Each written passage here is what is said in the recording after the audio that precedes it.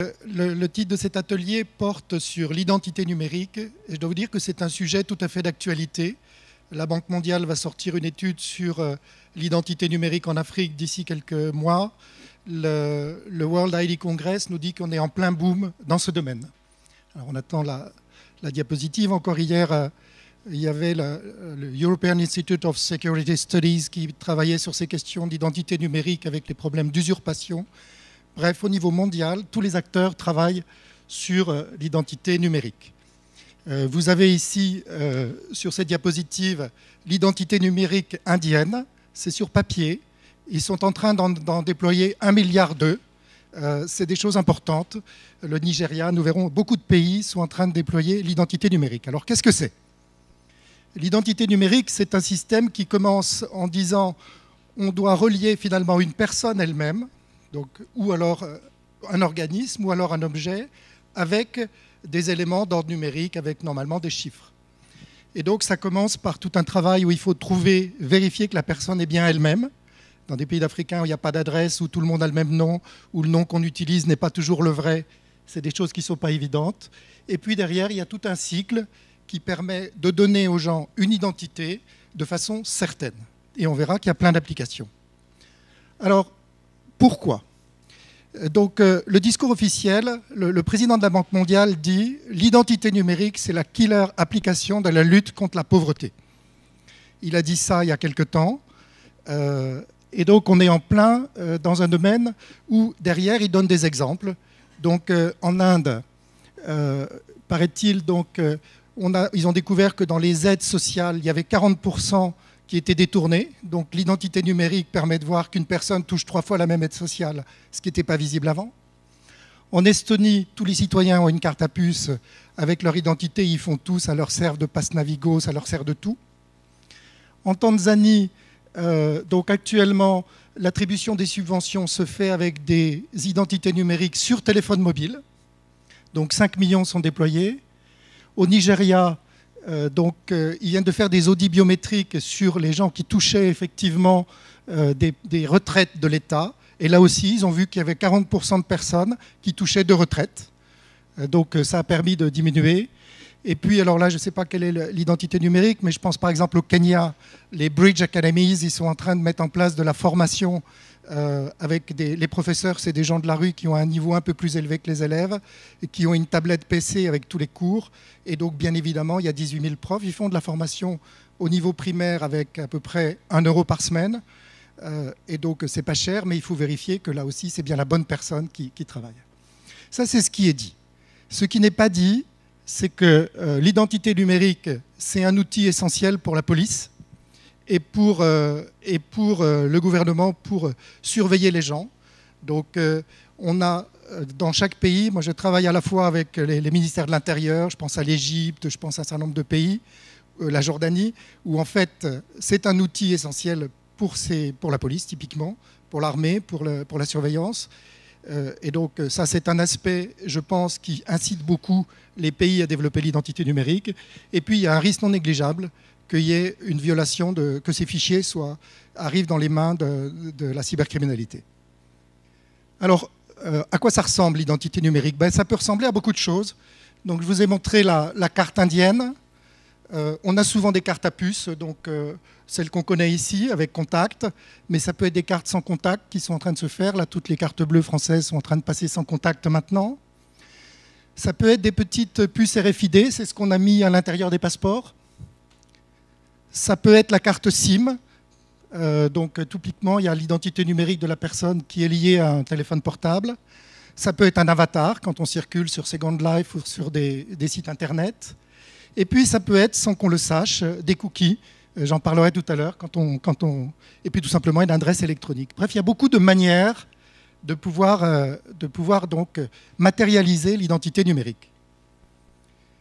Alors, où est-ce qu'elle se déploie? Donc, en Europe, elle s'est déployée sur une base volontaire. La France est un des pays les plus en retard dans ce domaine. Pratiquement tous les pays donc, sont en train de rendre obligatoire une identité numérique. En Inde, je vous ai dit qu'il y avait 1,2 milliard d'identités numériques en cours de déploiement. En Angola, je lisais donc une des premières actions pour rebâtir le pays démocratique, c'est de créer l'identité numérique. Au Nigeria, donc, ils sont en train de lancer, ils ont déjà fait 5000, ils lancent l'identité numérique en liaison avec Mastercard, qui fait à la fois carte bancaire et identité numérique. Donc c'est un grand projet qui vise 350 millions d'identités numériques. En Jordanie, j'ai été la surprise de voir que sur les distributeurs de billets, il y avait un appareil qui prenait la rétine des yeux. Ça veut dire que les gens qui ne savent pas lire, ils sont immédiatement identifiés, ils peuvent retirer de l'argent s'ils en ont sur leur compte. Voilà un petit peu les... Donc ça, c'est le système en Azerbaïdjan, mobile. Enfin bref, partout, on voit se déployer l'identité numérique. Qu'est-ce que c'est? Là, ça devient compliqué.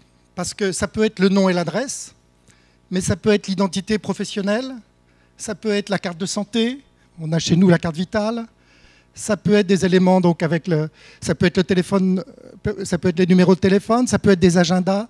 Il peut y avoir énormément de choses en tant qu'information dans l'identité numérique. Sauf que, bien évidemment, tout le monde n'a pas le droit de tout voir. Et c'est là où ça devient plus compliqué.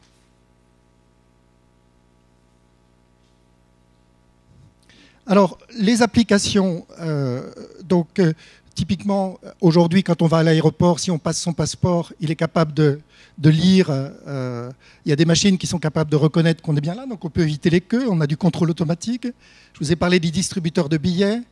Une application importante est celle de la signature électronique. C'est quelque chose, donc, la signature électronique permet de signer un document et d'être sûr que le document est bien de la bonne personne et qu'il n'a pas été falsifié. C'est infiniment plus sûr qu'une signature papier. On va trouver ça aussi, donc ces systèmes sont connectés avec les fichiers d'état civil, sont connectés avec les listes électorales, sont connectés avec les fichiers de santé. Et donc c'est ce qu'on voit se déployer pratiquement dans tous les pays émergents où ils n'ont pas de liste électorale, ils n'ont pas de fichier d'adresse. Et donc ils font en même temps, c'est le numéro unique des impôts. Donc on voit se développer dans tous les pays d'immenses programmes où ils sont en train de déployer ce genre de choses. Et mon métier, c'est justement de les conseiller dans ce domaine. Alors, est-ce qu'il y a une réglementation? Bien sûr. Elle est d'ailleurs en train de changer. Bon, la France a été un des pays pionniers avec la loi de 78, et notamment donc sur la protection des données personnelles. Et en ce titre-là, on est assez reconnu dans le monde pour ce domaine. Aujourd'hui, donc, en Europe, les deux grandes réglementations sont en train de changer. Donc, j'ai lu que le Parlement avait adopté cette semaine le nouveau texte règlement sur la protection des données personnelles, donc qui va améliorer la réglementation qui est déjà solide. Et puis, là aussi, le Conseil va adopter très prochainement la nouvelle directive sur l'identité numérique et les services de confiance, donc qui permet, ce qui n'est pas le cas aujourd'hui, d'avoir une interopérabilité entre les pays, parce que ce n'est pas le tout d'avoir une identité numérique qui puisse être lue dans un pays. Les gens se déplacent, qu'est-ce qui va se passer dans le pays d'à côté? Et donc l'Europe, donc Commission et Conseil, ont développé des procédures en imposant des mêmes niveaux de sécurité. Il ne faut pas que dans un pays, l'identité numérique ne soit pas du tout sérieuse, alors que dans l'autre, elle l'est. Un de mes amis du ministère de l'Intérieur me disait qu'en France aujourd'hui, il suffit d'arriver avec un certificat de naissance qui n'est pas vrai et on peut avoir une fausse identité numérique. L'identité numérique qui est en train d'être mise en place en Europe sera beaucoup plus sérieuse que ça. Alors, tous les pays ne sont pas de cet avis. Quand on discute avec les Chinois, eux, ils disent « Nous, on veut pas signer les conventions internationales dans ce domaine. Pour nous, on veut contrôler ce que les gens disent et ce que les gens écrivent sur le net. » C'est très clair, ils le disent. Les États-Unis, eux, disent « Pour nous, l'important, c'est la lutte contre le terrorisme. » Et il y a eu énormément de contentieux entre l'Europe et les États-Unis. Les Européens sont beaucoup plus stricts que les Américains. Par exemple, ils ont lancé la réglementation PNR dans les avions. Donc, on ne peut plus atterrir aux États-Unis s'ils n'ont pas un fichier pour savoir ce que les gens ont mangé dans l'avion, etc. Si on voit qu'ils ont mangé cachère, etc. Ça, les services américains veulent le savoir. Et donc, on est en train de mettre en place, j'ai travaillé là-dessus aussi, comment faire en sorte qu'on crée tous les fichiers pour que les Français qui partent aux États-Unis le gouvernement puisse fournir les informations qui leur permettent d'atterrir aux États-Unis. Les pays émergents, eux, le dialogue est différent. Je voyais par exemple en Côte d'Ivoire, ils ont fait une loi pour créer 6 agences, dont une qui correspond à la CNIL, qu'ils appelaient Ciel. Et quand j'en rediscute avec le ministre ou le directeur de cabinet, ils me disent « Bon, finalement, on va laisser tomber, on ne voit pas l'intérêt. » Et de fait, dans beaucoup de pays où je vois, les gens ne voient pas l'intérêt d'une commission, d'un opérateur indépendant qui va faire le lien, qui va vérifier que l'État respecte les libertés personnelles.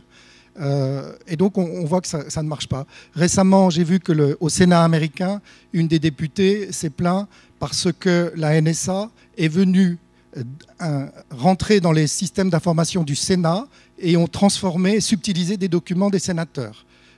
Donc, c'est quand même assez grave, d'où l'utilité des partenaires indépendants qui peuvent surveiller l'action de l'État et les libertés. Je précise d'ailleurs aussi qu'en ce qui concerne le Saint-Siège, il n'a pas signé la Convention internationale sur la protection des données personnelles et il n'a pas signé la Convention internationale sur la lutte contre la cybercriminalité. J'espère que ça viendra, parce que si des gens viennent attaquer les systèmes d'information de l'Église, si ces conventions ne sont pas signées, ils ne pourront pas bénéficier de l'aide judiciaire des autres pays et de police. Alors, les traces sur Internet, je ne vais pas tarder à conclure. Donc on a parlé de l'identité numérique d'une certaine manière volontaire, où on a une carte, un document, mais il y a aussi toutes les traces qu'on laisse de façon involontaire. Il suffit que vous ayez votre téléphone allumé, le téléphone va se signaler sa présence à toutes les BTS et MTS des opérateurs, et les gens sauront où vous êtes maintenant. De même, si vous avez un GPS dans votre voiture, c'est pareil. De même, si vous allez interroger sur un site web, par exemple, vous allez voir Google, quand vous interrogez Google, il vous envoie un cookie, et donc la fois d'après, il sait vous reconnaître. Alors, moi, je ne sais pas faire, je ne sais pas reconnaître quelqu'un qui a été interrogé sur Internet, mais des amis me disaient, bah, tiens, j'ai été regarder une publicité ce week-end avec mon adresse personnelle, le lendemain, le lundi au travail, j'avais de la publicité sur mon autre adresse, exactement sur la même chose. Donc, il y a bien des interconnexions entre l'identité personnelle d'un côté, l'identité professionnelle de l'autre, par des grands organismes. Et donc, même s'il y a un certain nombre de lois, par exemple, avec toutes les traces Internet, il y a une loi, je crois que c'est dans la directive, qui interdit, et même dans la loi française, qui interdit à un tribunal de condamner quelqu'un sur la base des traces qu'ils ont laissées sur Internet. Mais n'empêche que ces traces sur Internet, avec les techniques de data mining, etc., deviennent plus importantes, à la limite. Quand j'en discute avec des collègues, on en est à se dire aujourd'hui, les entreprises ont plus de connaissances des citoyens que n'en ont les États. Donc le système dont je parlais tout à l'heure de surveillance par la police, les entreprises qui utilisent les traces sur Internet ont autant de données, autant d'informations sur les gens, et également les cybercriminels. Donc ma dernière diapositive, c'est en fait lié à deux études que j'avais faites quand j'étais à la DATAR, deux études prospectives, où on se demandait quel serait l'avenir de l'Internet, quels sont les scénarios. Les deux études aboutissaient à la même interrogation, en disant, est-ce qu'on va vers une société type Big Brother, ou est-ce qu'on va dans une société où la société civile va pouvoir être suffisamment forte et réactive pour empêcher cela et défendre ses libertés? Toutes les études disent, on ne sait pas. Aujourd'hui, avec un peu plus d'expérience internationale, je dirais que ça dépend des pays. Il y a des pays qui très clairement choisissent et veulent aller vers une société démocratique protégeant les libertés, et les autres, on a une société où l'État veut contrôler. Donc c'était le point d'interrogation. J'en ai un deuxième aujourd'hui où je dis au pays, vous avez un choix à faire. Est-ce que vous voulez une société d'Internet pour des élites? Est-ce que vous voulez toucher les chefs d'entreprise? Est-ce que vous voulez toucher l'élite du pays? Ou est-ce que vous voulez une société inclusive où ce que vous allez faire va servir au plus grand nombre? Là aussi, c'est un choix politique que nous suggérons au pays. Merci de votre attention.